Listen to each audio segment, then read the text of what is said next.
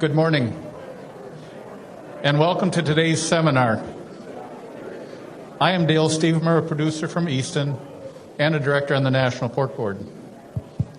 In a process that began in 2020, the U.S. pork industry, under the direction of the National Pork Board Executive Board, developed a framework of sustainability goals and metrics that aligned with the WeCare ethical principles platform. These goals and metrics represent the areas throughout pork production that are critical to any farm's success: pigs, people, and the planet.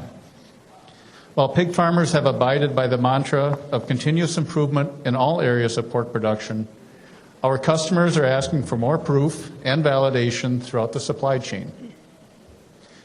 Today we welcome Dr. Sara Crawford, Vice President of Sustainability at the National Pork Board, who will share perspectives on the WeCare goals and metrics, and also Lauren Servick, Director of Marketing and Public Policy Engagement for Minnesota Pork, who will share early findings and applications from the on-farm sustainability reports available to all U.S. pig farmers. Please help me in welcoming Dr. Sara Crawford and Lauren Servick.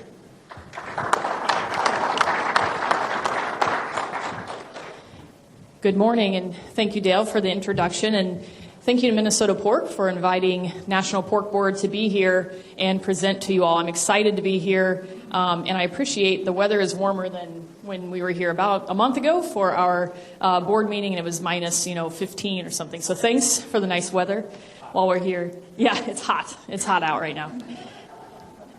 So as mentioned, my name is Sara Crawford. I'm the Vice President of Sustainability at the National Pork Board. I'm here today to talk to you about the sustainability programming for the National Pork Board and what we're working on. We've been working hand in hand with Minnesota Pork, and I've appreciated their partnership, and also with National Pork Producers Council. This journey has been, we've been working along the way together on this, and it's really important to make sure that we're all aligned. So I appreciate that partnership. So thank you to Minnesota Pork as well. If you don't know much about sustainability or haven't heard much about the word sustainable in the past, you might be thinking, well, what does that really mean? And there might be some skepticism or even just not understanding what's being asked of us. As Dale mentioned in his opening, we know that more is being asked of you all as pork producers, right? And we've seen that coming. But as you'll see in my slides, we're doing this work. You all are doing great work. Let's package it together. Let's share your story. Let us at the national level share your story.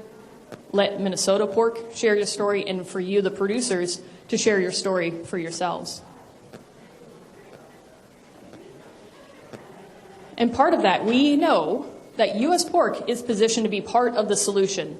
You as pig farmers provide a lean, quality, affordable protein that has low impact on the environment and also improves soil health. Last night I was at the awards banquet for Minnesota Pork, and you guys have this in spades. And you do a great job in Minnesota of showing this.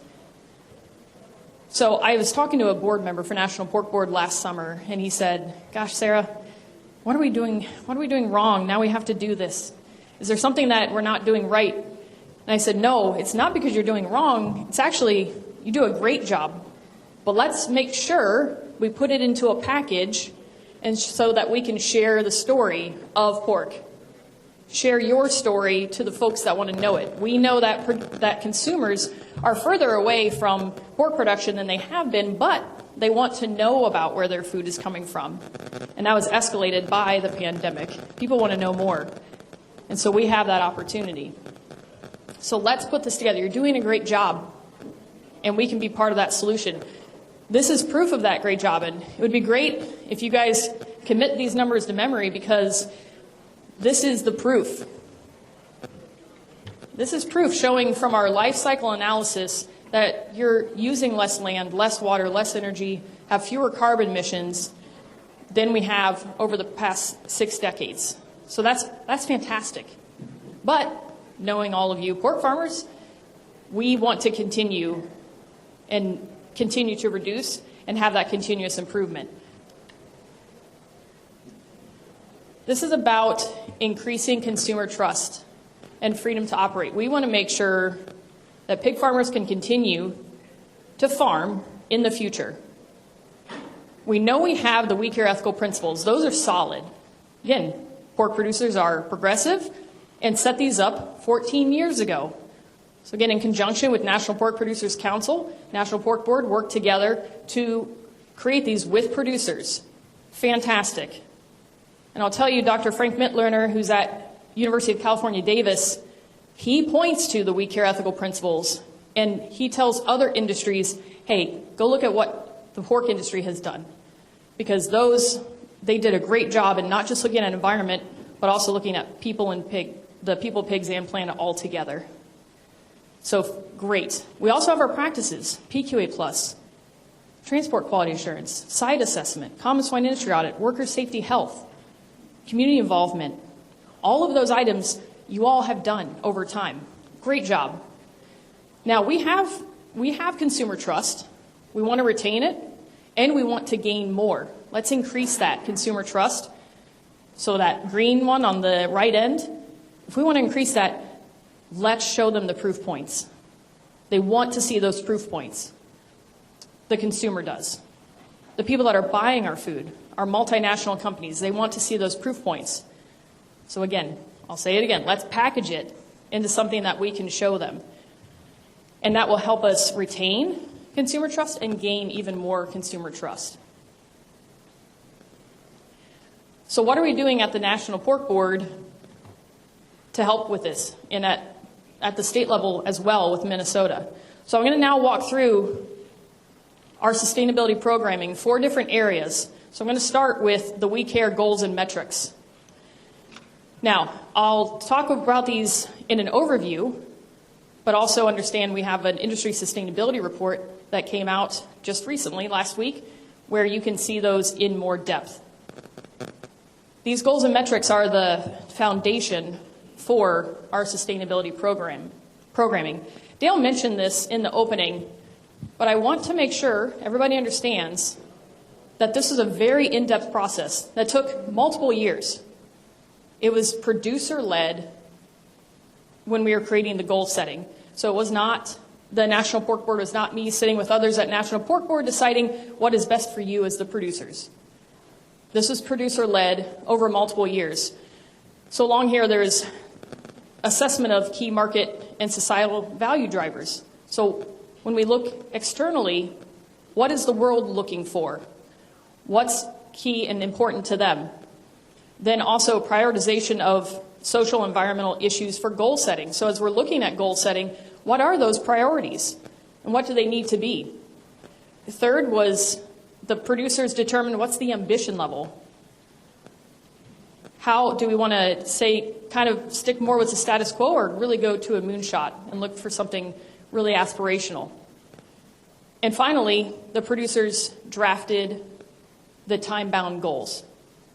And so this process, as was mentioned, started in 2020 and continued through 2021. And now here we are at the beginning of 2022. These goals and metrics have been approved by the National Pork Board of Directors, and we're moving forward with those. And so 2022 is about implementation and really starting to gather data and look at those goals.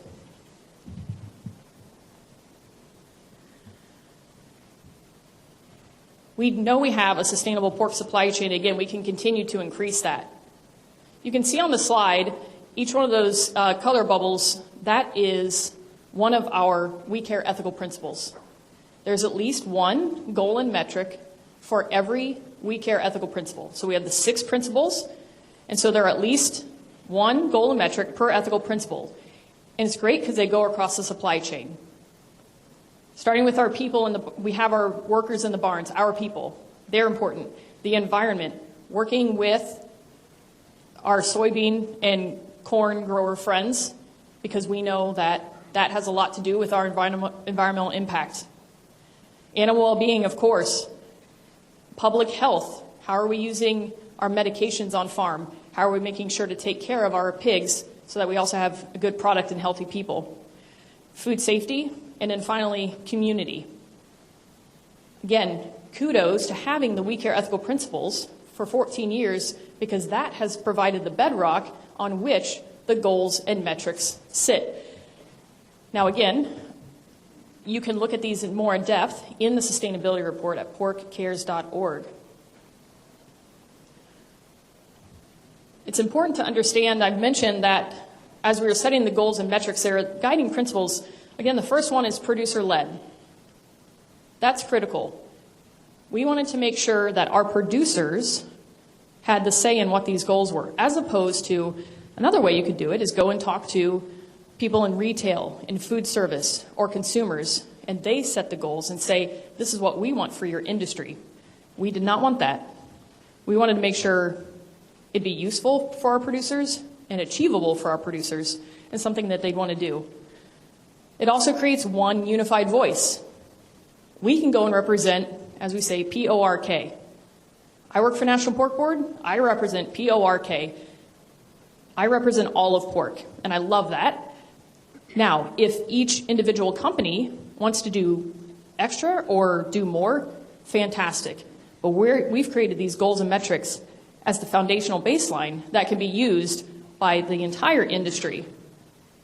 Because what we'll do, and I'll talk about this a little more, is that I can go and represent you at the national level, or we can represent you at the international level. And finally, as I mentioned, validating those proof points.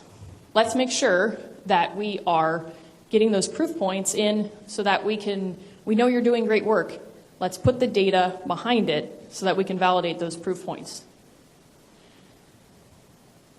As we look at the data, the goals, metrics, and the data, the goals do allow us to show progress over time. And again, a lot of our Minnesota producers do a fantastic job at this and have for many years. But as we look at this, we've got to get some data into the system. You manage what you measure, right? And also that data shows the proof of our commitment to continuous improvement.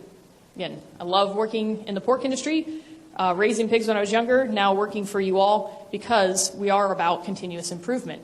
So that the goals and metrics and that data, that's going to help us continue to move forward.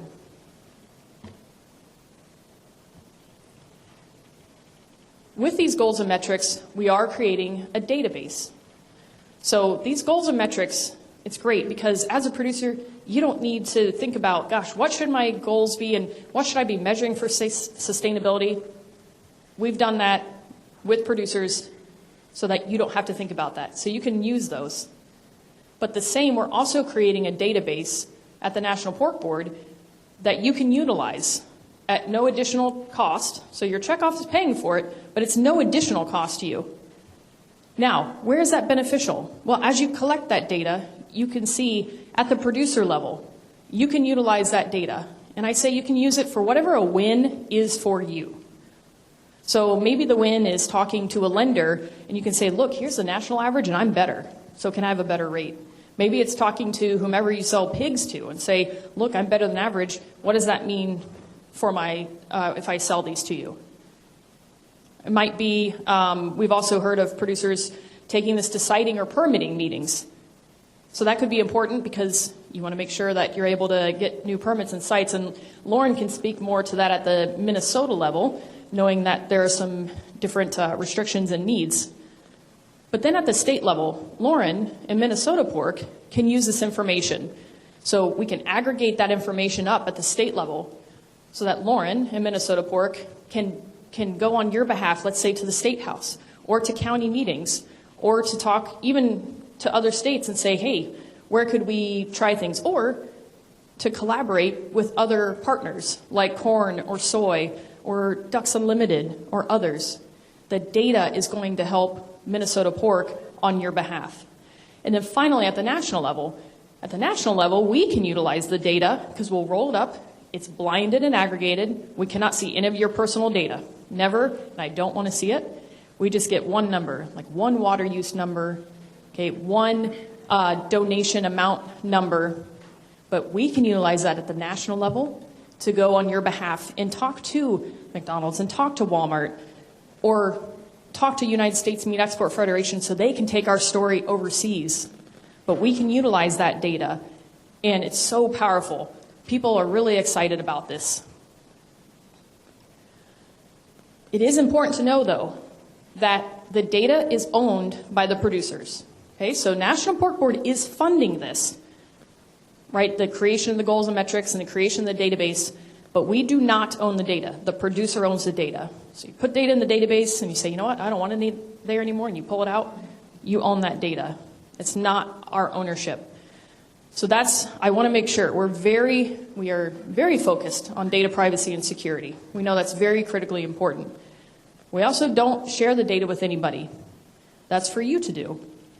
The data is safe and secure, as safe as it can be online. But again, you can share that data. As you can see, here are some examples. So producer-owned data, we know that that's very important, that it's safe and secure. And it's for you to share. National Pork Board, Minnesota Pork, won't be sharing that data with anybody. So we also, another thing that National Pork Board is working on are on-farm sustainability reports. Now I'm going to bypass this.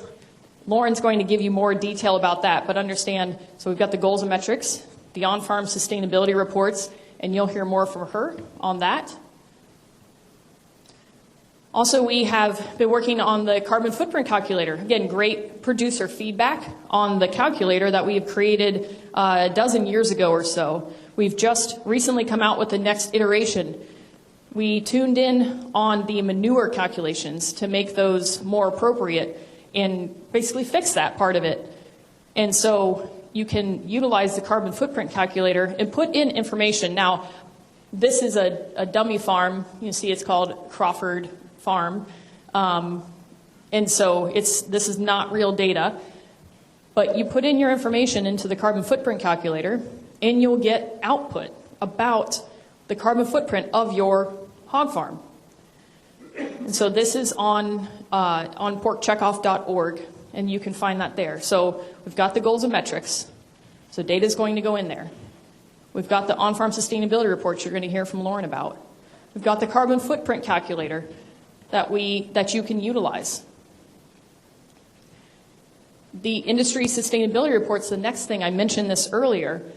We just released this last week, and you can go to porkcares.org, and at the top of the page there's a link for the 2021 sustainability report.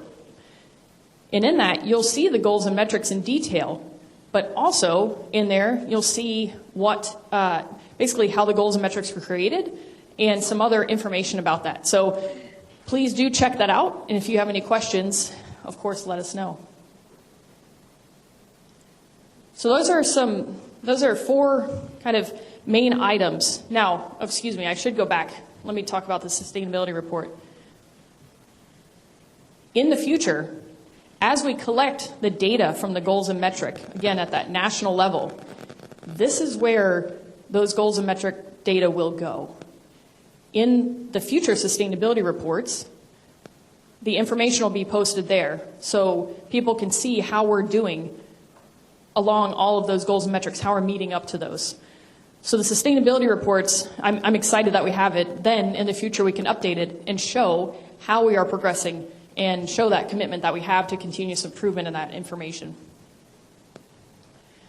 So moving forward, so what's next? Or we've got to keep going forward, right? This is great. We've got materials for you. We've got programs for you to do. But how do we go on to the next step or steps? So as we think about why sustainability, for some people, again, they haven't maybe heard about this a lot or what's happening, but at National Pork Board and at the state level, what we're thinking is we want to, for you as the producer, make you money, save you time. Right? How do we help you in that space? So always, as I'm at work every day, these are the things I'm thinking about. It's critically important for you all. We have to have productive, sustainable businesses to continue forward. Also, I want you to know, we talked about this a little bit, but producers can create opportunities with their own data. But you have to have the data, right? So, for instance, there is a company that makes sausage and some other products, and they've come to me and they said, Sara, I need more carbon farmers. Now, I'm not going to get into carbon markets, and I mean, we can talk about that offline, but understand That's what they're looking for. They're starting to go to this. They're starting to understand these things. They said, Sarah, we need more carbon farmers. How can I find farmers that are carbon neutral or better? And they're willing to pay a premium. But guess what? You've got to have the data before you can have those discussions. So think about that. And there are other places. There are other ways that you can create those opportunities with your data. Also, companies need help achieving their sustainability goals. Just like that company saying, gosh, they might be trying to get to carbon neutral. Guess what? They need you, right? They need us in production agriculture because we are good for the soil. We do help the planet. So they're going to need help in achieving their goals. And we can do that. You can do that. And I do want to say, because some people might say, wait a minute, now you're telling us to go all in on sustainability. Well, if that's what you want to do, that's fine. But understand, sustainability is something you can build into your production story. It's not necessarily the main story. Okay, so don't feel that you have to totally switch and say, okay, gosh, I'm working over here, but now I'm just going to talk about sustainability. No. You all are doing this on farm. Okay, so maybe you've changed out your light bulbs to LED light bulbs. Why did you do that? Well, it was good for the bottom line, right? Saves you money. Maybe you don't have to change the lights as frequently. But also, it reduces your greenhouse gas footprint. So start to put those things together. That's part of your story. Why did you change out fans? Did you check your motors? Maybe we're using new equipment that can help. All of that is part of that story. So you can tie in sustainability with what you're doing. And so keep that in mind. We're not here to say this should be your leading edge story. If you want it to be, fantastic. But you're doing sustainability every day. You're doing it. Let's just make sure you're getting credit for it. And what's next? I want you to know we are listening. And so in the work that we're leading at the national level and the work that you're going to hear about the on-farm sustainability reports, we get better when we hear from you. So please make sure to reach out to us. Open invitation. Happy to give you my cell phone. You can call me. You can text me. You can email me. We are listening. So what's coming up next? We're going to continue the work on the on-farm sustainability reports that you're going to hear about. Also, we are creating a carbon market educational information. There's a lot of discussion about that right now. Carbon credits, carbon markets, what does it mean? What does it mean for different producers? Now, we're not here to say if you should get into a carbon market or not, or exactly what that is, but at least to help with educational information so you understand more of the terminology and what it is. Also working on some business decision-making tools. So what's the return on investment if you adopt a practice? How can you look at what that return on investment is before you adopt? And these are conversations that we had in the goal setting process, right? Should I adopt cover crops or not? Can I make it pay on an acre or can I not? Should I put in solar or should I not? And so we're working on some of those too to help producers understand how to work in this space.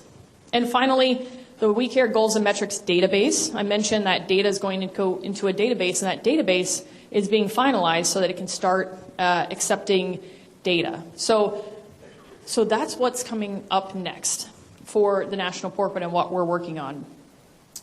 Really excited about this.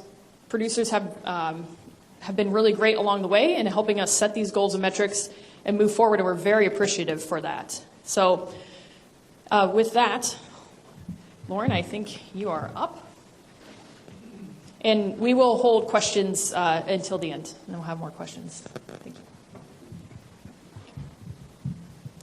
Thank you, Sarah. Again, I'm Lauren Servick. I'm the Director of Marketing and Public Policy Engagement for the Minnesota Pork Board.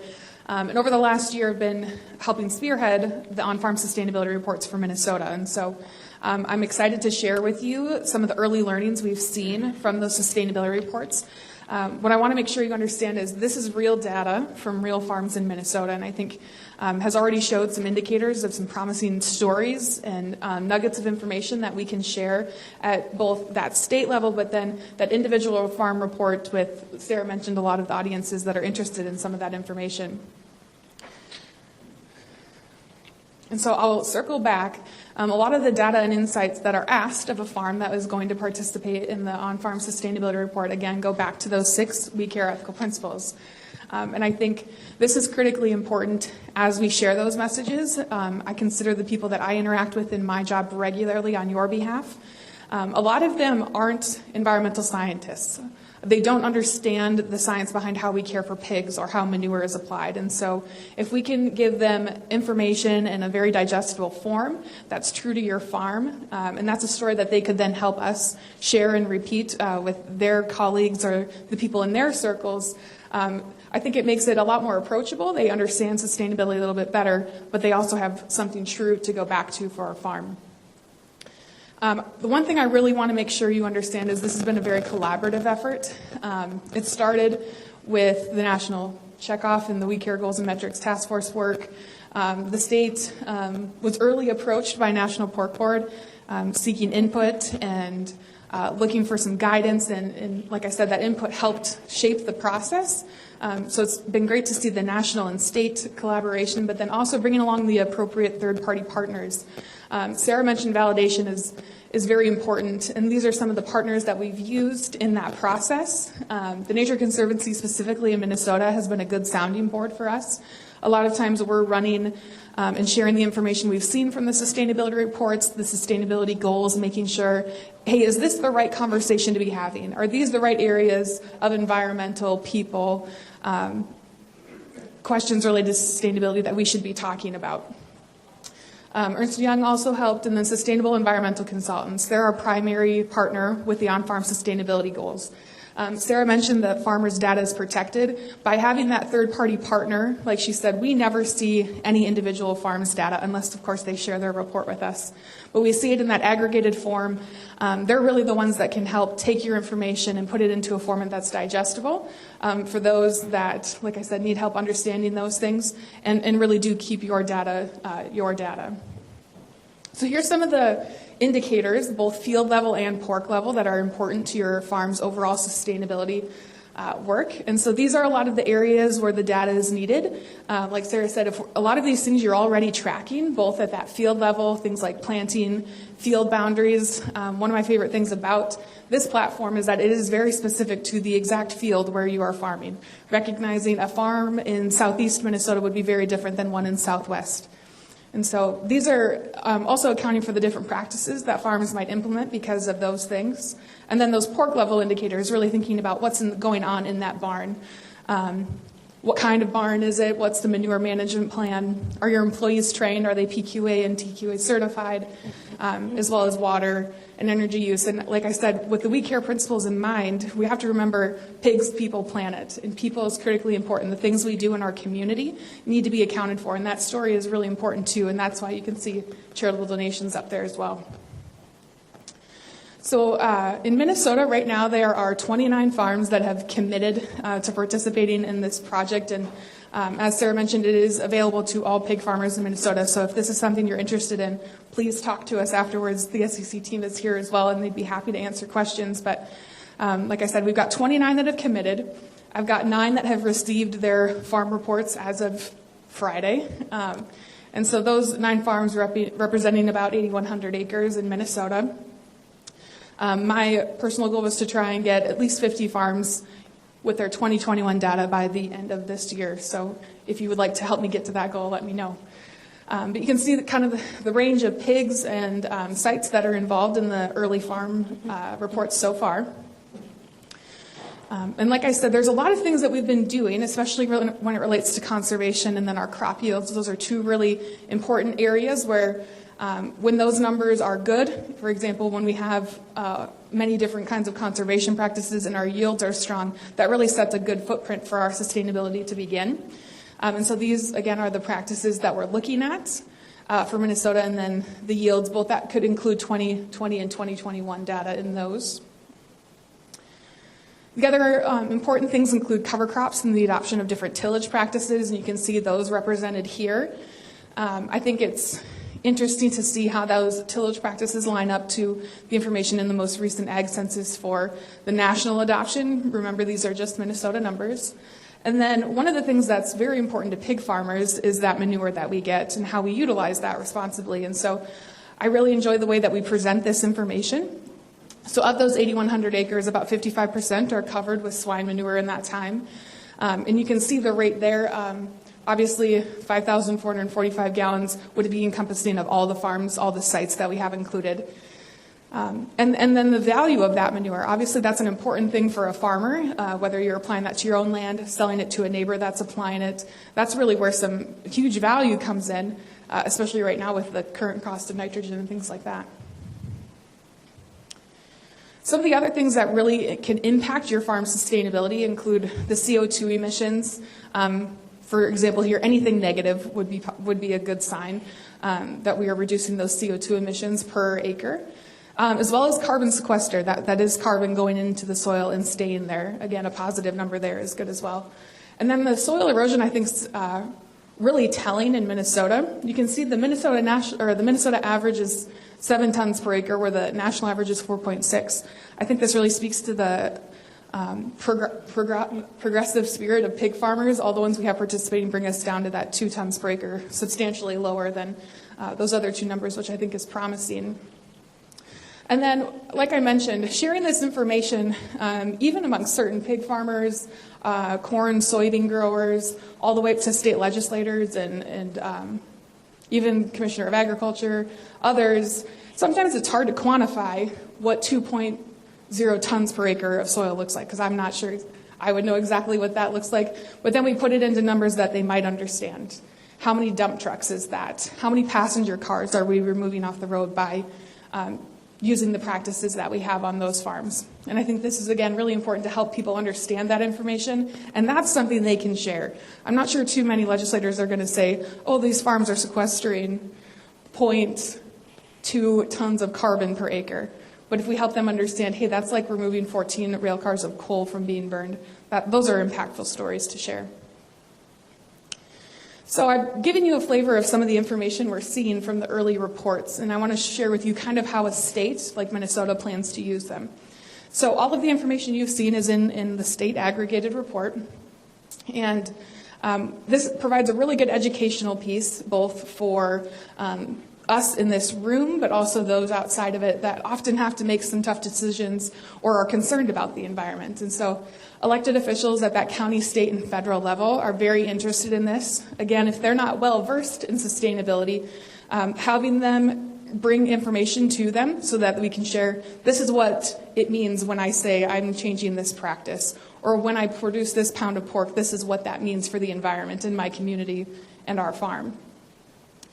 There's a lot of state and federal agency leaders, think the unelected people that work in federal and state government, that are also really important. They're a lot of times the enforcement arm of our government, or the people who are overseeing rules and regulations. They also might not be super well versed in these areas, especially when we consider they may work at the Minnesota Pollution Control Agency. And yes, the environment's a critical piece of our sustainability story, but so is the Pigs, People, and Planet idea. And so I think it's important when we talk with those leaders who, they may have a lot of knowledge about one topic, but they have to remember sustainability is more than just that one thing. One of the other things that I'm excited to share and we'll use as a team at Minnesota Pork is how to share this information with consumers. Data is usually not going to move the needle for consumers, but stories and examples of how we're improving do. We know that consumers believe that if a pig is well cared for, it's a sustainable pig. And we have to be able to share that message and also prove it to them as well. And then finally, we can use this data and information on the non-checkoff side to help decide if we need to do things differently at a state or federal government level. Here's some information that we can use that backs up why we need this change or why this permit needs to be different or things like that. And so I think making sure we use real on-farm data to help drive those decisions and those changes, I think puts us in a very strong position to make those changes happen. So like I said, we've got a lot of opportunity for farms in Minnesota to participate. It is funded through your checkoff dollars, and so it's available to all of those that raise and sell pigs in Minnesota. And we'd be happy to have you engaged. There's my contact information. Sara and I will be around, happy to answer any questions about the on-farm sustainability reports. Dale, who introduced us, is one of our on-farm sustainability report holders two on-farm sustainability reports for 2020 and 21. So happy to take those questions. If you have questions for me or Sarah now, happy to handle those, and Dale will help moderate with us. Thank you.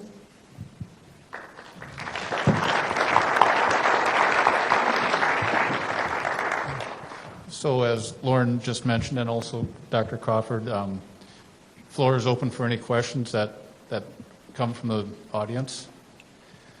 I'll start off with one, and it's, you mentioned, Dr. Crawford, early on about manure's impact on soil health.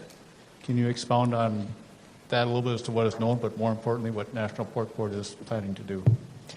Sure. So we know that manure is important to soil health, and we've seen that. And again, especially those of you that have collected data over time have seen that. And now we know that we also want to increase that knowledge, and so National Pork Board is this year starting a 5-year soil health study and to look at the effects of manure and what it has on soil health.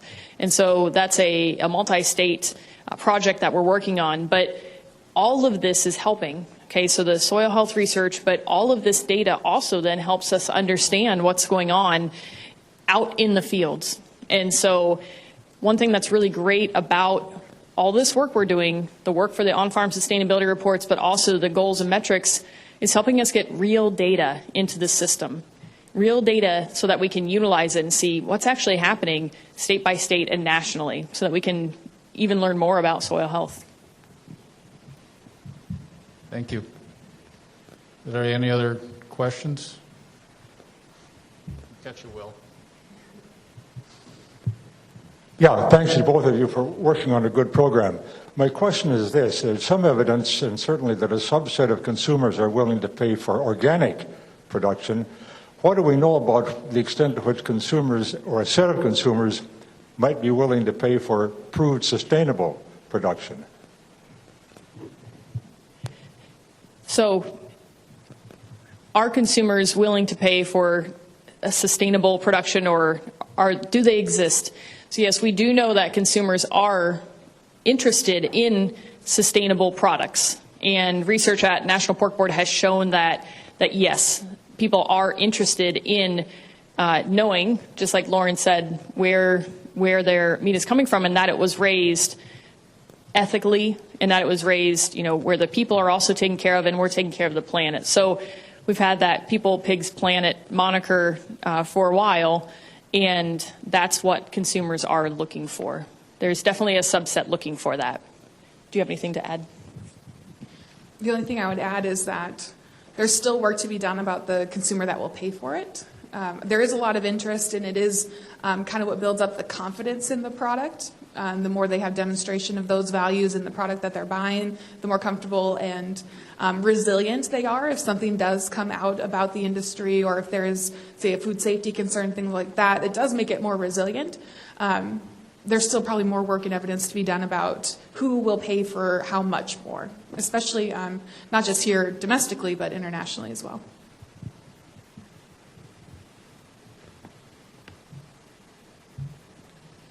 Any other questions? We have Mr. Buell here. I just want to thank you for your presentation. I think most of us in this room have done a lot of things right for a lot of years.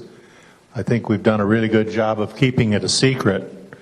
And something like this enables us the chance to document what we're doing, and also find a way to use that either in the public policy area or in our area of relating to consumers. I've dealt mainly on the political side most of my time working with our association, and getting that information in a form like Lauren said, or Dr. Crawford said, where people can understand it.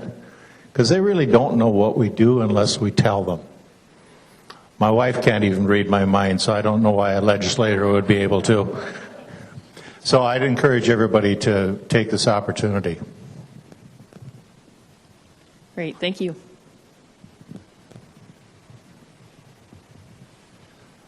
Thanks for your thoughts. The On-farm sustainability, that's to the farm gate, as I understand, the pork live pig that comes off the farm. The consumer eats a package of pork chops or something at the grocery store. So what's your thoughts of further down the track of integrating the on-farm data with the further processing so that the industry is, this pork chop saved X tons of greenhouse gas, or however you express that? Yeah, so how do we partner across the supply chain to make sure that we have a total picture of what's happening to that pork chop or sausage or whatever it may be? And we are in discussions. We have been in discussions all along the supply chain. So National Corn Growers, United Soybean Board, obviously us here in the middle, and then also with North American Meat Institute, because that's a very vital part. I was actually just speaking with them last week, and understand as these goals, again, there's lots of detail behind the goals and metrics. One of those is that while those are being created, we did talk to all the other ag commodities as well, and North American Meat Institute, to make sure, are we aligned? How do we make sure that this can flow through the system? So yes, in the future, as we move forward and build this, that is the idea. The one thing I'll add to that is it is really important, at least for me, and I feel like I can speak for Pork Board here, is that we want to make sure the pig farmer is getting credit for what they are doing in that process. I think there's a lot of opportunity to demonstrate where pig farmers can record and report the information that makes their pig leaving that farm sustainable, and recognizing, yeah, that has to get passed on to the product, because you want the consumer to understand that that pork was responsibly raised, but make sure that pig farmer gets the credit for the important work they did to make sure as it moved down that process, they're the ones that set it up for success.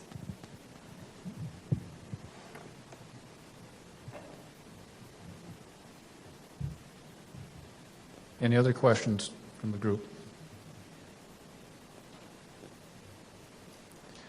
Well, seeing none, as Lauren mentioned, I have done two of the on-farm sustainability reports.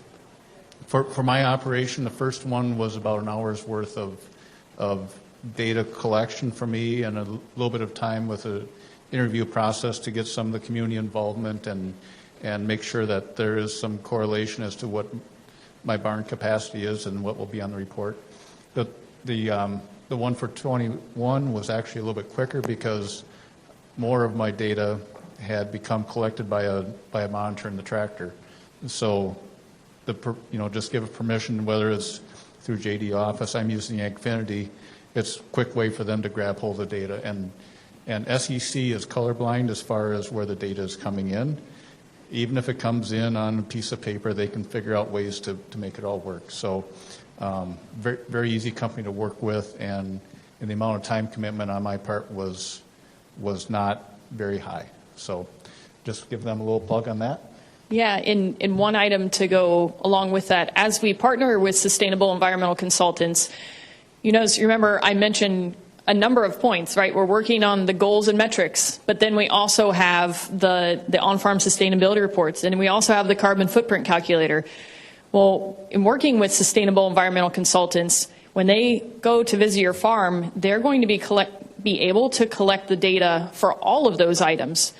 And so that's a real benefit, because they can come out one-stop shop. They can collect that for you and then provide that information and then upload into the goals and metrics. So you don't have to go into the database and do that. They could run your carbon footprint calculator data, and you can also get the on-farm sustainability report that you saw here. So that's, again, feedback that we've received, and we continue to build the program. So that's where we want to keep hearing from you. And Dale's been a great partner in that, helping us understand, all right, what are the next steps? What would we like to see? So that's also an added benefit that we have.